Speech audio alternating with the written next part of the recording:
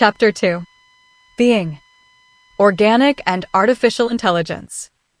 The concept of being came up naturally during the contemplative prayer group that my wife and I participate in. By being, we meant intentionally being, fully being. During our discussion, the contrast between doing and being came up repeatedly, along with the belief that our contemplative practices were acts that served our overall being, as though we were doing being itself. The mode of being is naturally more relaxed, open, lower resistance, integrative, inclusive, and deeper than regular acts we perform throughout each day. During most of our waking hours, we try to get things done instead of trying to simply and/or fully be. Sometimes life itself requires us to be busy and put fullness on the back burner for a while. But far too often we are busy being busy when it's neither necessary nor beneficial. Doing can trample all over being. In fact, that seems to be what's going on in our highly industrious society. We are accomplishing a lot, but often at the expense of our own souls. Christ said, "What profits a man to gain the world but lose his soul?" Perhaps this wisdom applies also to collective being. I am among many who even believe that the soul of our nation is currently at risk of being lost. The attention on specific things, objects to be manipulated, objectives to be reached, etc., zooms in on parts of reality. We see the trees more than we see the forest. And we tend to surface events at hand instead of pondering deep meanings or deep feelings related to the activities. Of course, every now and then something we do impresses us as being meaningful. When this happens, it moves us, resonates with our being, and is felt more deeply. So, doing and being are certainly not mutually exclusive. Doing can serve being. And being can help with doing by bringing a sense of purpose and sense of acting from our hearts, or, as Christ said, with a glad heart. Beingness greatly enhances motivation. Both during and outside the contemplative group, I pointed out how the Christian emphasis on love is all about a third main way of being human. I saw love as falling within the category of relating. Relating seemed to be different from the other two modes or skills. But I also said that without a solid base of being, as indicated by a person fully accepting themselves, flaws and all, a love relationship can suffer. I was on the same train of thought as those who say we must love ourselves to fully, sustainably love others.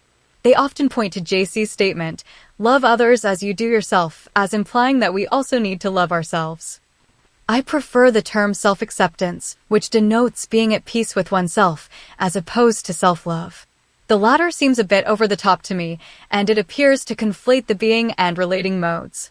But whether you call it loving yourself or accepting yourself, the main idea is the same. If Christians or anyone else try too hard to be loving but neglect to be at peace with their own being, the love will be like an improperly grounded electrical device that won't perform optimally or may even fail to work altogether. The well-intended press for moral behavior, including loving, leaves Christians feeling down on themselves because of their failure to live up to the high standards. Morality without sufficient morale interferes with beingness. Perhaps trying too hard to be moral or to love others begins to be more like doing than authentically being or genuinely loving. We can't give or love with a glad heart if we allow doing, in the form of trying too hard, to take the place of being or lovingly relating. These insights arose partly out of the group and partly from my own processing. I consider them to be organic in the sense that the insights flowed naturally from each other. But one day I decided to do an internet search to see if others out in the big wide world beyond our contemplative group and myself had similar insights. I did a search on being, doing, relating. Up popped OpenAI, with a series of paragraphs that blew me away. I was impressed at how philosophical and wise artificial intelligence appeared to be. Of course, I realized that the AI program was probably gathering up bits and pieces of thoughts shared on the internet over time by many different people. It reminded me of the time I looked out at the people in the pews during a church service and sensed that if we put all the good parts, gifts, virtues, etc., of each other together, we would constitute one perfect or highly spiritual Christ. Even though OpenAI was probably a compilation of shared information more than it was original thought, its ability to put all those human inputs together in such a meaningful way impressed me. Here is how OpenAI responded to my query. Being, relating, and doing represent three interconnected aspects of human experience, often discussed in the context of personal development and well-being. Being refers to one's inner state, including thoughts, feelings, and overall sense of self. Relating encompasses our connections with others, including social interactions and relationships. Doing involves actions, activities, and accomplishments, whether personal or professional. A healthy balance between these three areas is often seen as crucial for a fulfilling life. Here's a more detailed look. Being. Inner experience. Being is about being present, aware of your thoughts and feelings, and cultivating a sense of self-compassion. It's about connecting with your inner world and understanding your values. Mindfulness.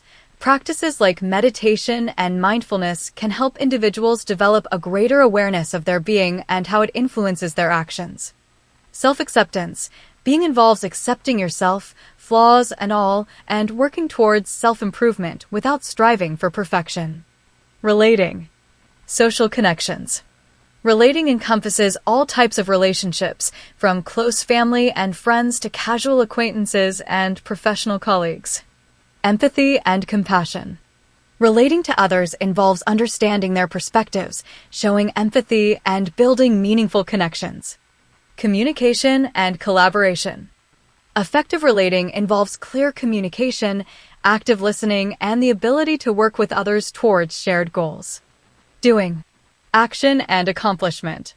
Doing is about taking action, setting goals, and achieving desired outcomes in various aspects of life. Productivity and efficiency.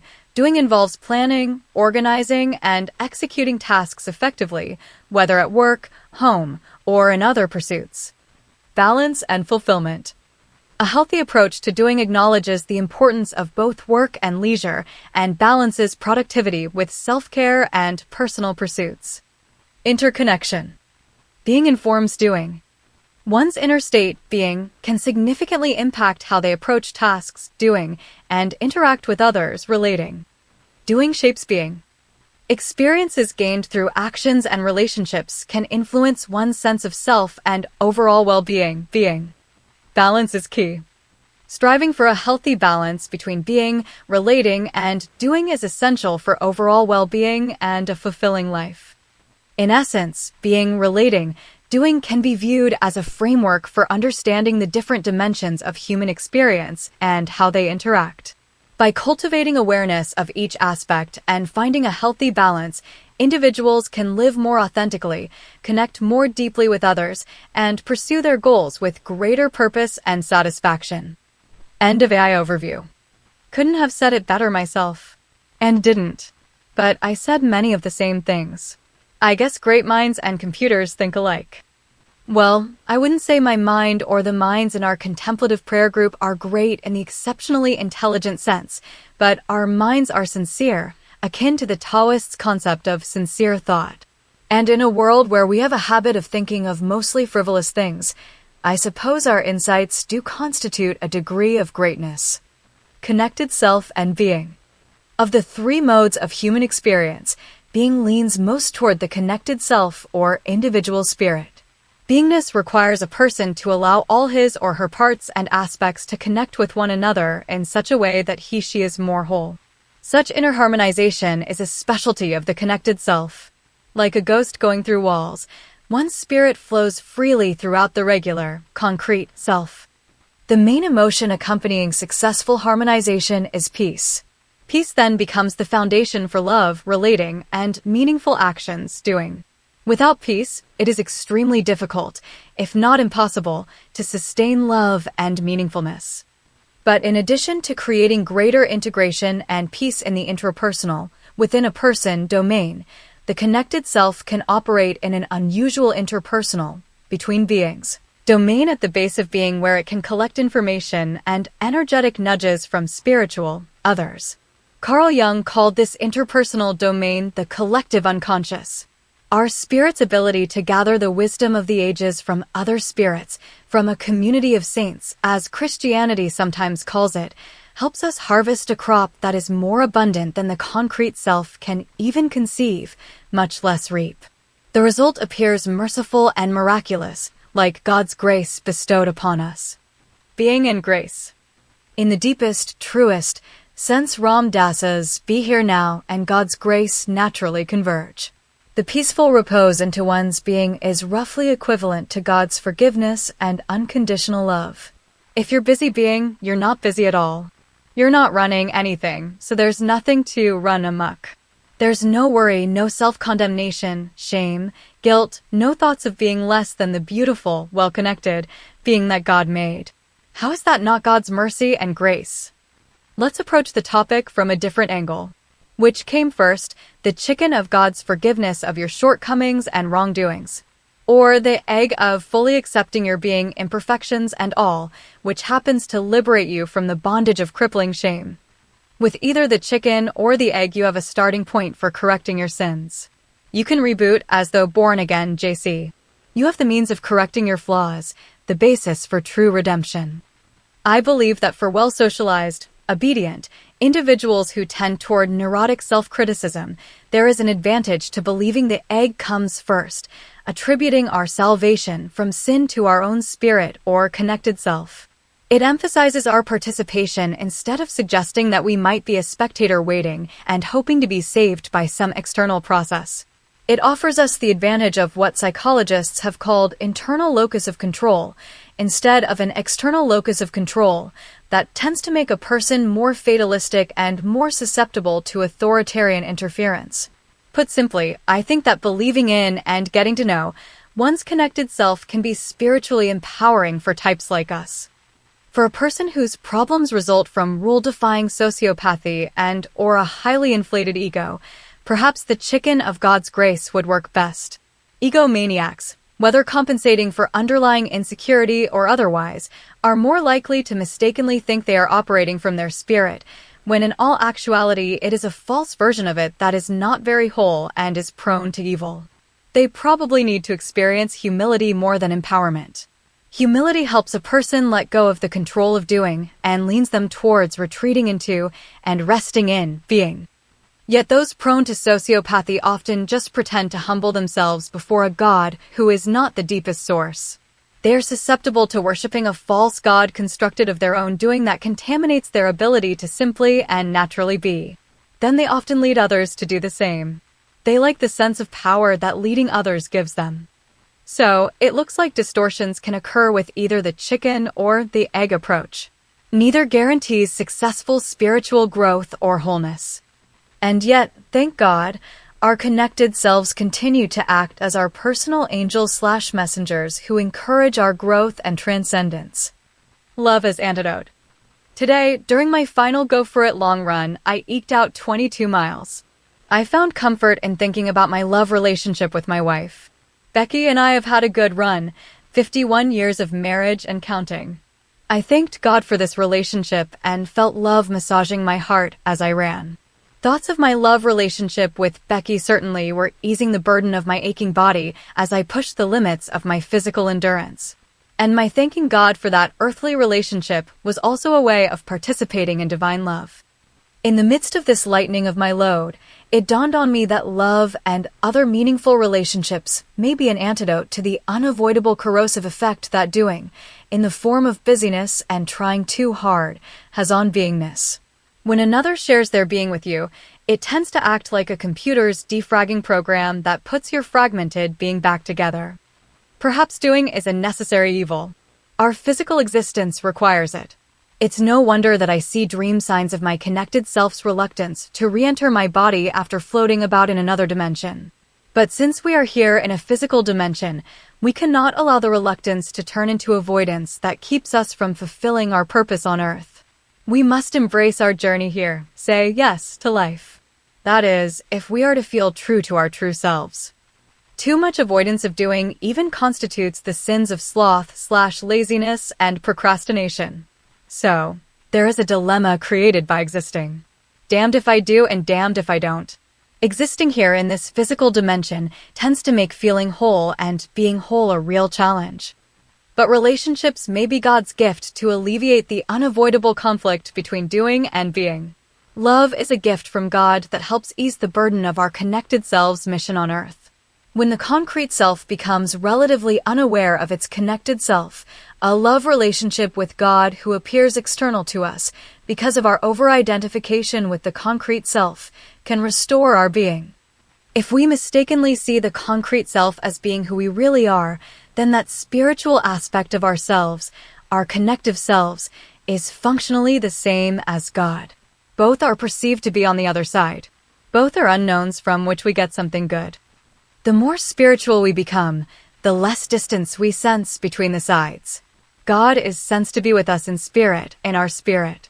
The advantage of psychologically embracing our connected selves is that it provides a consistent bridge between us and God. We even begin to see divinity, usually in the form of beauty, woven into this world. In Christianity, Jesus Christ is the outwardly manifested symbol of our spirits and/or our spiritual potential. Following Christ means each of us is getting to know our own connected self like the Anointed One knew his. Certainly, praying to God can, and often does, activate the connective self, with or without lucid awareness of that part of ourselves. It would be like a person moving his or her arms without being aware that he or she has arms. But awareness of the connective arm of our being helps us connect with God more intentionally and, ultimately, more masterfully. Without knowing our spirit or connected self, we have less mastery of prayer or other spiritual/connective skills. Switching metaphors, but only slightly, perhaps our individual spirit is God's fingers on our regular self. Jesus Christ is God's hands. The Holy Spirit is God's arms. All are connected and interconnected to the most connected one or the oneness of the universe. Becoming aware of God's fingers provides an intimacy and a solid sense of security because the connected self is always available, ready to touch, gently stroke, hold us, and to help us grasp the important concepts of living more interconnectedly, spiritually fully. Cross-referencing. One might find it useful to imagine the Christian symbol of the cross as representing, via its vertical axis, the ability of the connected self, or individual spirit, to reach into a spectral domain deeper than normal reality. At the same time it connects, via its horizontal axis, to the concrete self's participation in the physical dimension, the world.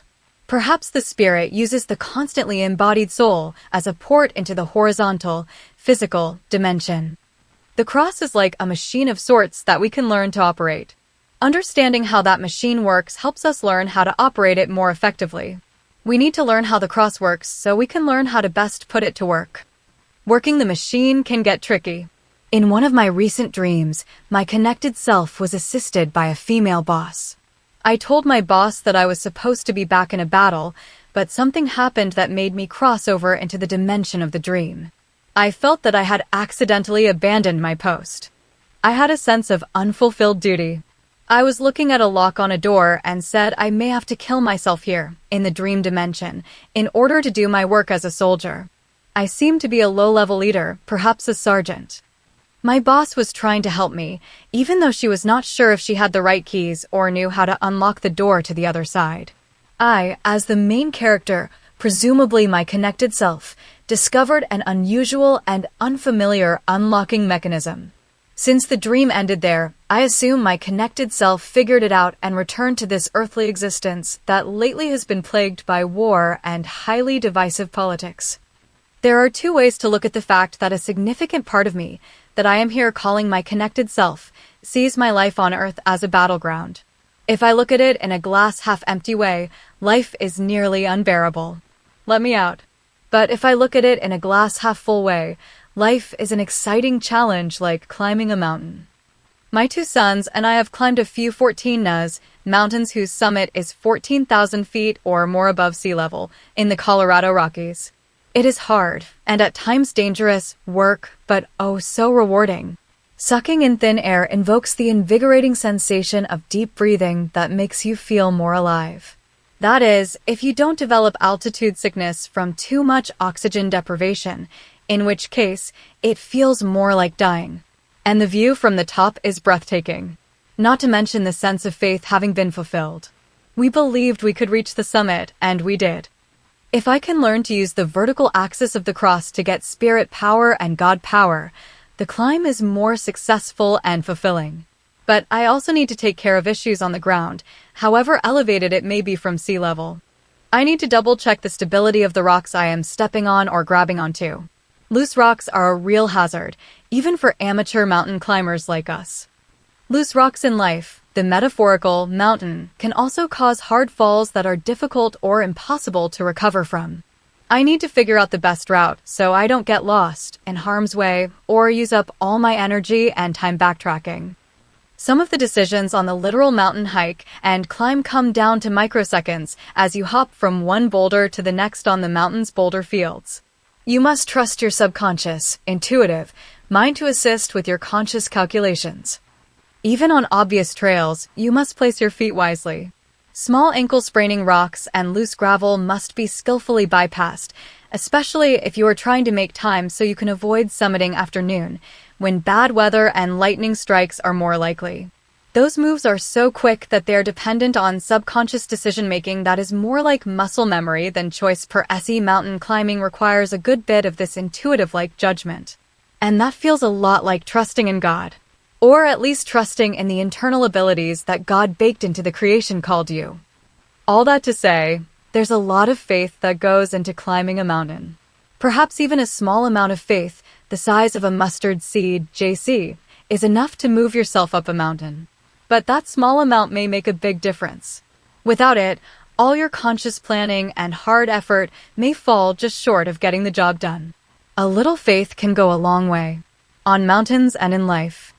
Sometimes the connected self ends up carrying your rational thinking mind around, like the spirit in my dream years ago that nonchalantly carried my decapitated head about. It's hard to forget that one. But we are made manifest in a physical realm that requires rational, realistic thinking as well. We are simply playing risky games with life if we rely too much on intuition and not enough on responsible conscious judgment. God wants us to use our regular intelligence as well as our intuition. Operating the cross effectively requires a both/and mindset. That is, we need to use both spiritual intuition and rational judgment. God and/or life gave us both. Spiritual growth is assisted by increased understanding. While some understanding may be more or less revealed to us by our connected selves who understand deeper, interconnected, realities far better than our concrete or confused selves can.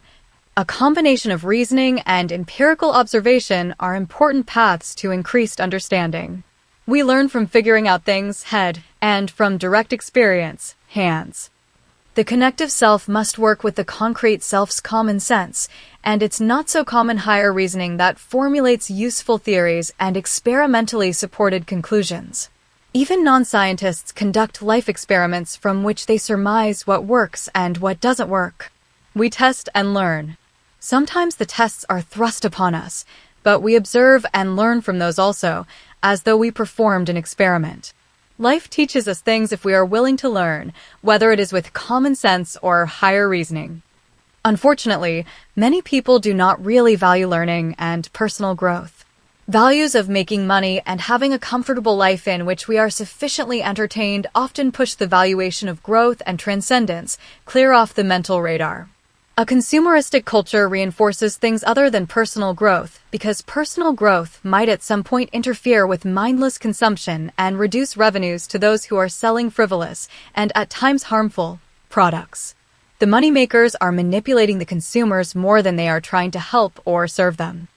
I say more instead of only because there still are many products and services that legitimately help meet human needs. Not all moneymakers are worshipping money and merely manipulating their customers. It has just become way too prevalent to do so in our culture. Wisdom and growth are not a top priority for avid, brainwashed consumers. And many of the profiteers promote and capitalize on that flaw. It's one of the ways the powerful maintain control. It's like an abusive husband, the moneymakers keeping his wife, the consumeristic masses, barefoot and pregnant. Without a valuing of personal growth, few will even be motivated to work the cross. One of the earthly missions accepted by various connected selves is to create a culture that values human development, especially spiritual growth. Powers. Spirituality has to do with the highly interactive and interconnected nature of the deepest part of overall reality. As this deep nature is channeled to and integrated with a surface dominated by matter and physical objects, it acts as a kind of soft power. In contrast, hard power generally happens in the experiential domain of doing. We need food to eat to fuel our muscular energy. We need electricity to run our electrical motors, appliances, and now certain vehicles. We need gasoline and diesel fuel to power our combustible engine vehicles. We need social/political power to get others to do as we tell them. For the most part, hard power is extrinsic, obtained from the outside. Food is outside of us. Electricity is outside of us. Petroleum-based fuel is outside of us. Social/political power is outside of us, granted by other people. And hard power tends to be more obvious, direct, and concentrated than soft power. For example, it is obvious that we must acquire gasoline to fuel our pre-electric cars. It is obvious that someone elected president of the United States has more say than a regular citizen about what the rest of us do. Soft power is more indirect and less obvious. It tends to happen in distributed networks that gather up power from more places, whether those places occur in a span of large distances or weave in and out of small areas such as the human brain. Soft power also tends to be intrinsic, from the inside out. A spiritual/connective inner state is at the base of, and is the basis for, meaningful external acts and achievements. The crosswork we mentioned earlier mainly operates by soft power. It is like that iconic fountain flowing deep and wide. With soft power we can be in the world, but not of it, Apostle Paul. Soft power finds ways to use hard power for good. There are two major subsets of soft power. 1. The power of love. 2. The power of authentic being. Both are forms of spirituality that are revealed to us and supplied for us, mostly by our connected selves and other agents or functions of God. Both help our accomplishments, our doing, to be more worthwhile and sustainable. Here is a little story to help illustrate how love contributes to doing. I'll later refer to it as our first story. The great hunter receives a hero's welcome each time he returns to the tribe with the meat they need to survive and prosper. He enjoys the special attention and the higher social status it affords him. And when he is out hunting, at times risking life and limb to nab his prey, he thinks of his loved ones and how good he feels to be doing something for their well-being. He is a loving provider. But if his arrogance or single-mindedness gets too much in the way of his love relationships and he no longer feels love, he will have far less motivation to complete the hunt. Why risk life and limb for a hero's welcome that is devoid of true love? After a few rounds of hunting, the hero's welcome seems like a hollow victory. And he says to himself, been there, done that. It just doesn't seem worth the risk and the hardship. Here's a story to illustrate how being contributes to doing. I designated our second story. The last time the great hunter hunted, he accidentally got trampled by the herd surrounding the buffalo he was pursuing. He narrowly survived, and he did a mental debriefing as to what he did wrong and what he could do better to prevent a similar outcome in the future. There was just one problem. Although he and no one else in the tribe had a name for it, he had post-traumatic stress disorder. He had intense dread when the time came for him to hunt again. Besides, he had not had a decent night's sleep ever since the last hunt. He was tired and just not himself anymore. The great hunter no longer felt great. And he was off his game. During preliminary target practice, he showed surprisingly and frustratingly poor aim. The first story is about the power of love. It is not the whole story about love's power. It doesn't show love's cooperation or synergy that greatly aids the successful adaptation of the tribe. Many tribe members contribute indirectly to the hunt. Toolmakers make the spears and arrows the hunter needs. The tribe's tent makers make the tent that keeps the hunter dry and warm as he recuperates between hunting expeditions. Singers and drummers and dancers do inspirational performances that pump the hunter up. But the motivational aspect of love, the thing that makes life most worth living, is a big part of the power of love. For the great hunter, the power of love helps with the hunt because there is a real reason to succeed. He wants to bring food home to his loved ones. Not to mention, which means to mention, The fact that the hunter feels the loving presence of his loved ones all the while he hunts. They are in his heart. He senses their support. The powerful hunter has the power of love. The second story is about the power of authentic being. The tribe's shaman might help the hunter heal from his PTSD. This restored his ability to be, and would have given him the solid base, a pleased/peaceful soul, for future hunting. This is an example of how being supports doing. While the power of love is a known saying, I don't recall ever hearing the power of authentic being. But the skill of simply and fully being is a power.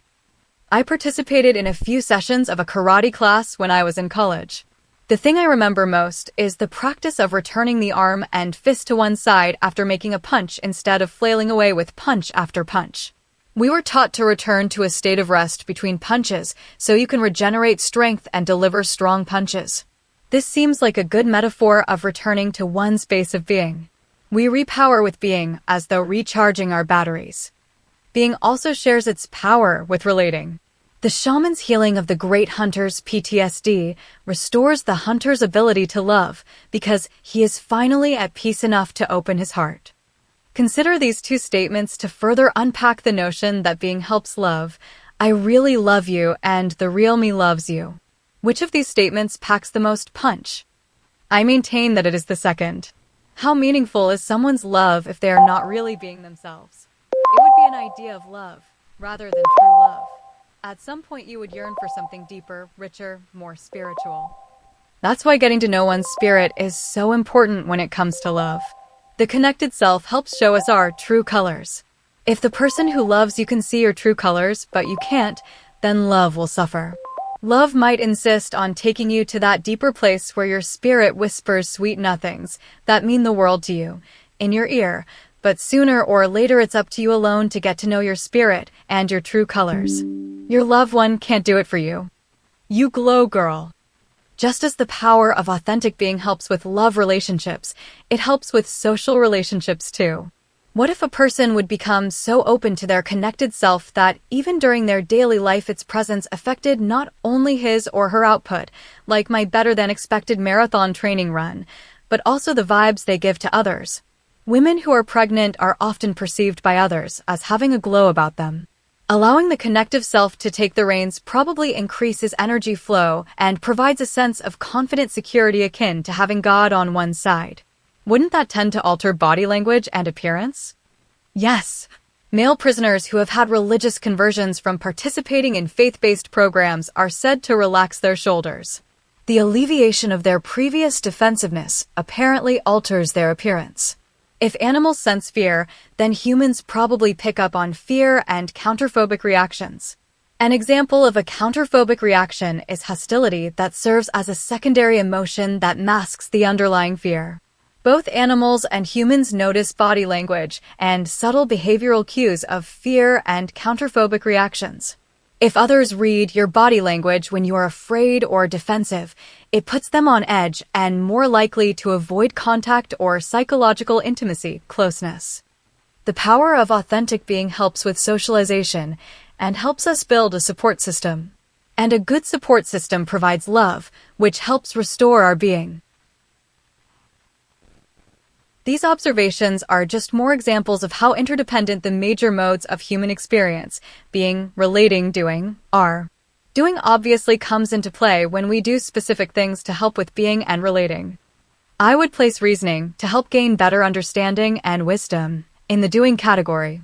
Thinking is a covert, inward activity. The branch of clinical psychology called cognitive therapy certainly sees it that way too.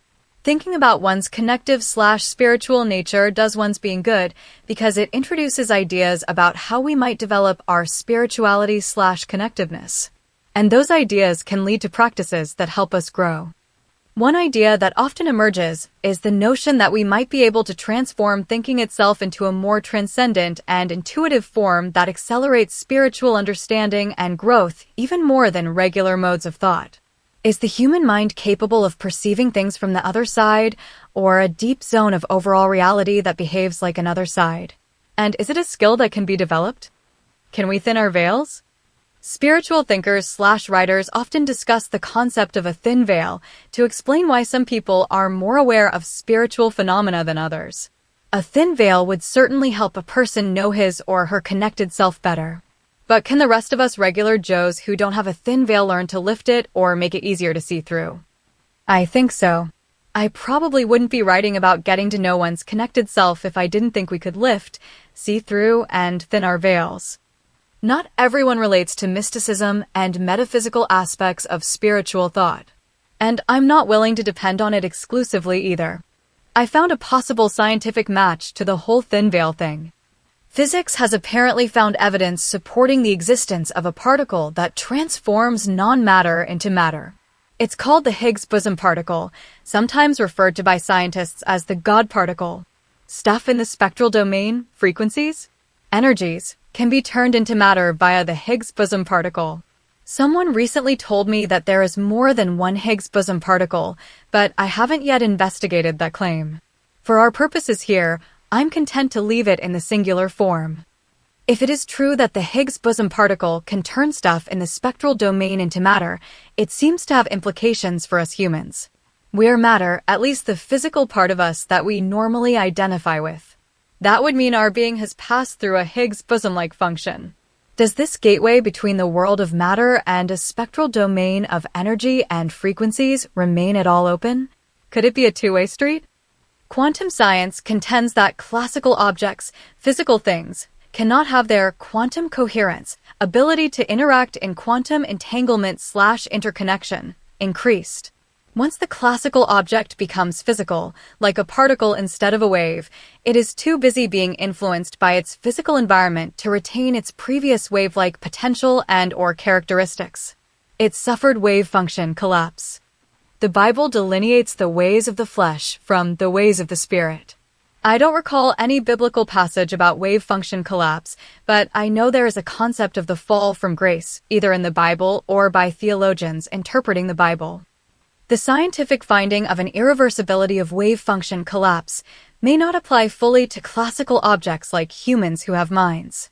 One wonders, can minds as energy-like fields that do in and of themselves interconnect various thoughts have some hidden capacity to go through a gateway, such as the Higgs boson particle to tap into a quantum substrate or other highly interactive/interconnected dimension? If so, that capacity would be traditionally called a spiritual ability. If the spiritual ability involves seeing or sensing things on the other side, the person would be said to have a thin veil. A thin veil is a spiritual gift that may also seem to be a curse when it causes confusion and is misunderstood by others. Other people tend to alienate those who admit to having such abilities. They fear the unknown and would rather see the mystic as being crazy or evil than to take their information to heart. So, a person with a thin veil may learn to keep his or her mouth shut, which of course is not helpful for the spiritual growth of humankind. Fortunately, there is still plenty of room for spiritual growth in non-mystical domains, such as learning to love one another and learning to have active faith, maintain peace amid conflict and chaos. In terms of quantum coherence, the flesh of a spiritually affected person, thin veil or not, may not exhibit a measurable increase in quantum coherence, but perhaps small changes inwardly, at the soul level, results in a more peaceful mind which in turn improves the health of the body. For instance, a mind in a peaceful state may help hearts beat more smoothly, efficiently, and organs function better. The subjective experience of inner peace may coincide with an actual change in energy, subtle energy not yet measurable by man-made instruments. We have in fact already discovered mind-body correlations called psychosomatic effects. Psychological stress can trigger high blood pressure, stomach ulcers, etc. A little peacefulness goes a long way toward counteracting negative effects of stress, whether the peaceful mental state represents a change in energy format or not. But it is not unreasonable to think that the human mind may, subconsciously or during deep states of consciousness, act as a gateway between the world of matter and an entangled world of energy. Our minds as gateways seem capable of transferring information in a manner that we would call intuitive knowing or noesis. Those of us who pray to God already believe that the mind can somehow make its way through to the other side. And I believe that we have a built-in function, the connected self, that helps us do so. If I'm interpreting my dream signs correctly, it even goes out of and back into our bodies each night. The two-way crossing of the border between physical existence and deeper dimensions has a restorative effect, like God's love, on our being. It also brings us bits of information and inspirational nudges to help us make the world a better place. Seeing and being. Once we begin to see reality from the perspective of our own spirits, we begin to identify more and more with our connected selves.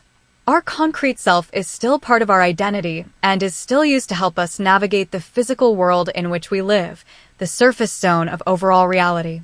But it becomes a secondary identification and function. We begin to identify and act like spiritual beings instead of merely physical beings. The old saying that seeing is believing can be translated into seeing is believing what we really are. Seeing things from the spiritual perspective tends to transform being into its own image. Spiritual practices, experiences, and thinned veils combine to help us be born again as qualitatively different, more spiritual beings. I tend to think it involves operating and even originating, as in Maslow's self-actualization, from a deeper place within us. Going really deep seems to correlate with seeing and being more spiritual.